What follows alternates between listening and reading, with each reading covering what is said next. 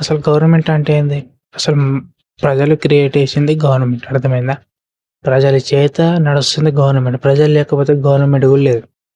అర్థమైందా? సో, ప్రజలు దేశానికి సంబంధికులు. ప్రజలే ముఖ్యం. దేశం నడుస్తుంది, దేశంలో అన్ని వ్యవస్థలు నడుస్తున్నాయంటే ప్రజలు. ప్రజల చేతనే నడుస్తున్నాయి. ఎందుకంటే ప్రజల నుంచి ట్యాక్స్ కట్ కావడం వల్ల ట్యాక్స్ కట్ చేసుకొని రాజకీయ నాయకులు, గవర్నమెంట్ ఆఫీసర్స్ అండ్ దేశంలో పనిచేసే ప్రతి ఒక్కళ్ళు అందరూ గవర్నమెంట్ సంబంధికులు అందరూ ప్రజల మీద బతుకుతుర్రు.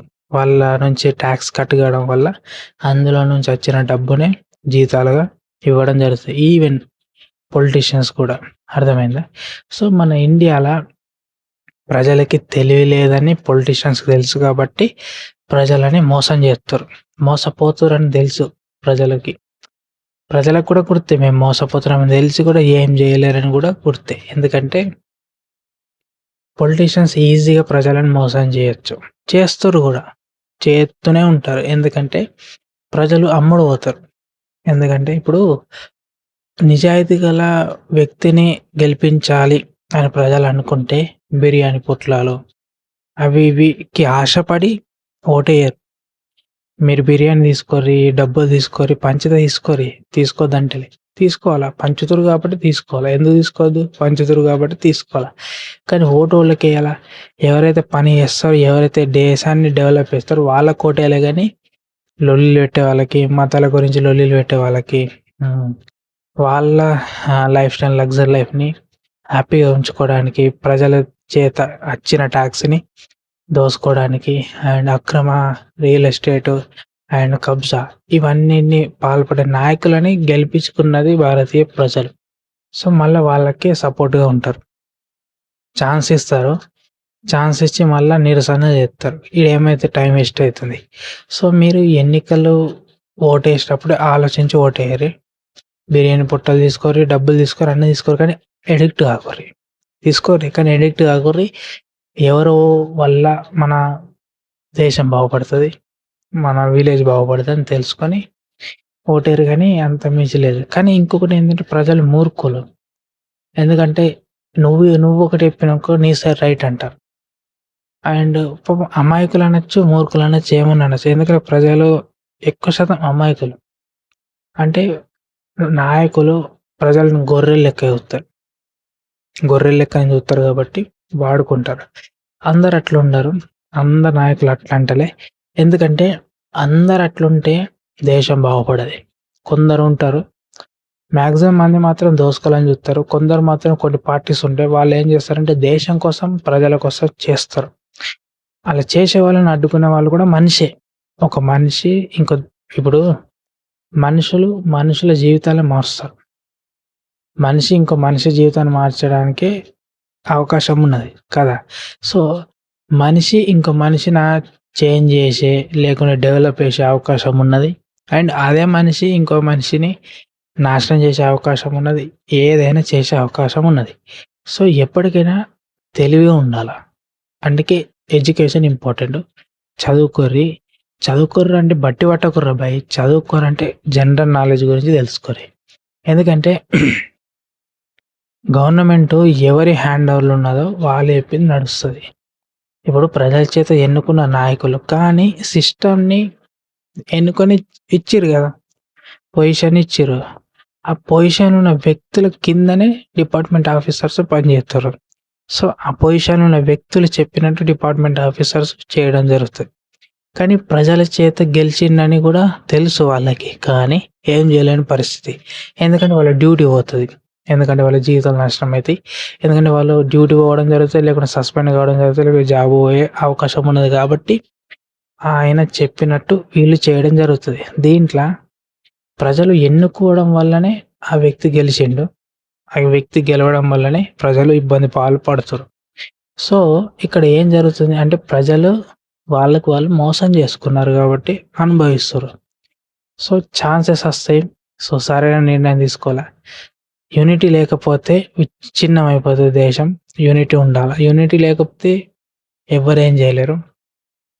ఐకమత్యంగా ఉంటేనే నాయకుడు భయపడతాడు. తప్పు చేసే నాయకుడు, నిజాయితీ ఉన్న నాయకుడు కాదు. నిజంగా అలా నిజాయితీ ఉన్న నాయకుడు ఏం చేస్తాడంటే దేశాన్ని ఎదిగే విధంగా అండ్ ఇప్పుడు నిజాయితీ గల నాయకుడు ఏం చేస్తాడంటే రైతులకేం అవసరం, ఉద్యోగులకేం అవసరం, స్టూడెంట్‌కేం అవసరం అంటే ప్రజలకి ఏం అవసరం తెలుసుకొని అవన్నీ తీర్చడానికి నాయకుడిని మనం గెలిపించుకున్నాం కదా! అంటే ప్రజలందరూ కలిసి టాక్స్ కట్ అయితుంది. టాక్స్ రూపంలో ప్రజలు అంటే గవర్నమెంట్‌కి డబ్బు పన్ను కడుతుర్రు. ఎందుకు? గవర్నమెంట్ అనేది ప్రజల్ని సంరక్షకులుగా అంటే సంరక్షిస్తారని. అంతేగా. కానీ ఏం జరుగుతుంది ఈడ? అట్లా జరుగుతలేదు. వేరే విధంగా జరుగుతుంది కదా! అది అందరికి గుర్తే. అయితే ఇప్పుడు ప్రజలు నాయకుడిని ఎన్నుకున్నాడు. ఎవరిని? మంచి నాయకుడిని, నిజాయితీ గల నాయకుడిని ఎన్నుకున్నాడనుకో, ఆ నిజాయితీ గల నాయకుడు నువ్వు నిజాయితీ గల నాయకుడు అని ఎట్లా చెప్తున్నావంటే, ఆ నిజాయితీ గల నాయకుడు ఎట్లా ఏర్పడతాడంటే, ప్రజల యొక్క సమస్యలను పరిష్కరిస్తాడు. దాంతో పాటు ప్రజలకి ఏమేమి అవసరాలు ఉన్నాయో అవన్నీ తీరుస్తాడు. స్టూడెంట్స్‌కి ఉద్యోగాలు ఇవ్వడం జరుగుతుంది. అంటే స్టూడెంట్స్‌కి ఏం కావాలా ఇప్పుడు? ఉద్యోగం కావాలా. కొందరికి గవర్నమెంట్ ఉద్యోగం కావాలా. కొందరికి ప్రైవేట్ కావాలా. కొందరికి స్టార్ట్ చేయడానికి పర్మిషన్స్ కావాలా. కొందరికి చాలా ఉన్నాయి. సో, స్టూడెంట్‌కి సపోర్టర్‌గా ఉండే నాయకులు కావాలి. అది స్టూడెంట్ ఆలోచిస్తారు. మంచి విద్య కావాలా. చాలా మందికి విద్య అందుతలేదు. ఇంకొకటి వైద్యం. చాలా మందికి పేదవాళ్ళకి వైద్యం అందుతలేదు సరిగ్గా అది. అండ్ రోడ్లు సరిగ్గా లేవు. అండ్ సరైన నీటి రైతులకి అతి ముఖ్యంగా మనందరికీ తిండి పెట్టే రైతుకి సరైన వసతులు లేవు. అవి ఏర్పడుతున్నాయి చాలా క్లిష్టంగా. చాలా ప్రాబ్లమ్ ఫేస్ చేస్తుర్రు రైతులు. సో, వాళ్ళందరికీ సమకూర్చాలని నిజాయితీ గల నాయకుడు ఆలోచిస్తాడు కదా! కానీ ఈ నిజాయితీ గల నాయకుడు అని ఇవన్నీ చేస్తే తెలుస్తది కదా! సో, ప్రజలని హింసించడం, స్టూడెంట్స్‌ని హింసించడం అండ్ చాలా మందిని హింసించే వారిని నిజాయితీ గల నాయకుడు అనడు. ఆడొక వేస్ట్ గాడు, మూర్ఖుడు, లుచ్చగాడు అంటాడు. ఎందుకంటే అసంటోడు ఏం చేస్తాడంటే ప్రజల గురించి ఆలోచించాడు, స్టూడెంట్ గురించి ఆలోచించాడు. జస్ట్ వాడు గెలిచిండు కదా! పెట్టిన పైసలు, పంచిన పైసలు రికవరీ చేసుకొని ఆడు ఇగ లగ్జరీగా బతకాలనుకుంటాడు. ఎందుకంటే ఆడు ఫిక్స్ అయితాడు 5 సంవత్సరాల దాకా నేను ఎటు పోను. 5 సంవత్సరాల లోపల నేను నాకు నచ్చినట్టు బతుకుతా. దాంతో పాటు నచ్చినయన్నీ సంపాదించుకుంటా. పవర్ నా చేతిలో ఉంచుకుంటా అని చేయడం జరుగుతది. అండ్ ప్రజల గురించి ఆలోచించడు. స్టూడెంట్స్‌కి ఉద్యోగాలు ఇవ్వడం అండ్ రైతులకి సరైన వసతులు కల్పించాడు. రోడ్లు సరిగ్గా ఉంచాడు. చాలా విచ్ఛిన్నంగా చాలా వైద్యం సరిగ్గా అందించడు. ఏం పట్టించుకోడు ఇగ. అది. సో, అలా ఉంటది. సో, ఇది జరుగుతుంది. సో, ఇట్లుండొద్దు కదా! ఇట్లుంటే ఏమైద్దంటే ప్రజల జీవితాలు నాశనం అయితాయి. 5 సంవత్సరాలంటే ఒక మనిషి జీవితంలో 5 సంవత్సరాలు పోతున్నాయి. అంటే అట్లా. సో, నేనేమంటానంటే గవర్నమెంట్ భయపడాలంటే ప్రజలందరూ యూనిటీ ఉండాల. ప్రజలందరూ యూనిటీ లేకపోతే గవర్నమెంట్ భయపడదు. ఐకమత్యంగా ఉంటేనే పనులైతాయి. ఎందుకంటే నాయకులకు కూడా గుర్తే ప్రజలు గొర్రెలు. ఇలా ఐకమత్యంగా ఉండరు. సో, మనం విచ్చలవిడిగా వాడుకోవచ్చు. ఒకరిని అరెస్ట్ చేయొచ్చు, చంపొచ్చు, ఎన్‌కౌంటర్ చేయొచ్చు, ఏదైనా ఒకటి చేయొచ్చని ప్రజలందరికీ ఆ నాయకులకు గుర్తే ప్రజలందరి గురించి. ఎప్పుడైతే ప్రజలందరూ యూనిటీ ఉంటారో నాయకులు భయపడతారు. ఎవరు? మోసం చేసే నాయకులు. నిజాయితీ గల నాయకులు సంతోషపడతారు. ఎందుకంటే నిజాయితీ గల నాయకులకి ఐకమత్యంగా ఉండే ప్రజలు కావాలి. తెలుసా? నిజాయితీగా ఉన్న నాయకులు ఉంటారు చూడు, వాళ్ళకి ఐకమత్యంగా ఉండే ప్రజలు కావాలా గానీ, ఈ తప్పుడుగా పనులు చేసే నాయకులకి ప్రజలు ఐకమత్యంగా ఉండడం ఇష్టం లేదు. అందుకే మతాల గురించి లొల్లిలు పెట్టడం, హిందూ, ముస్లిం అనుకుంటా లొల్లిలు పెట్టడం అండ్ చాలా చాలా విచిత్రమైన లొల్లిలు పెట్టడం అండ్ ఎవడైతే క్వెషన్ చేస్తున్నా అని ఎన్‌కౌంటర్ చేయడం చాలా జరుగుతున్నాయి. అందుకే మన దేశం అనేది వెనుకబడిపోతుంది, ఎదగదు. ఇవే కారణాలు. చాలా ఉన్నాయి. చెప్పుకుంటూ పోతే చాలా కారణాలు ఉన్నాయి తెలుసా? అంతే. సో, ప్రజలు ఎన్నుకోవాలి. అంతేగాని నీకు పెద్ద డీజే పెట్టిండు, పథకాలు ఇస్తుండు. ఎవడికి కావాలిరా పథకాలు? పథకాలు అవసరం లేదు. ముఖ్యంగా మెయిన్ ఇంపార్టెంట్ మన దేశానికి బలమైన ఆర్మీ కావాలా. సపోర్టర్‌గా అంటే మన దేశాన్ని కాపాడడానికి రూల్స్, రెగ్యులేషన్ పర్ఫెక్ట్ ఉండాలా. అంటే డబ్బున్నోడికి, డబ్బు లేనోడికి అందరికి ఒకటే రూల్స్ ఉండాలా. అది లేకపోతే కుదరదు. మన దేశం ఎప్పటికీ సక్సెస్ కాదు. దాంతో పాటు ప్రతి ఒక్కడికి పని ఇయ్యాల. స్టూడెంట్స్ గానీ, యువతకి ఎవరికైనా ప్రతి ఒక్కరికి ప్రాక్టికల్ ఎడ్యుకేషన్ ఉండాలి. అంటే నువ్వు ఇండస్ట్రీలు అండ్ చాలా తీసుకురా. దాంతో పాటు అందరికీ పనులిచ్చే విధంగా ఒక వ్యవస్థను క్రియేట్ చెయ్యి. దాంతో పాటు అతి ముఖ్యంగా మనందరికీ ప్రపంచంలో, దేశంలో అందరికీ తిండి పెట్టే రైతుకి అన్ని రకాల సౌకర్యాలుండాలా. ఎందుకంటే మనకి తిండి పెట్టే వ్యక్తి సుఖంగా ఉంటేనే మనందరం సుఖంగా తినడం జరుగుతది. ఎందుకంటే ఆయననే గదా! పండించేవాడు లేకపోతే కొనేవాడు గూడా ఉండడు. గుర్తుంచుకోర్రి.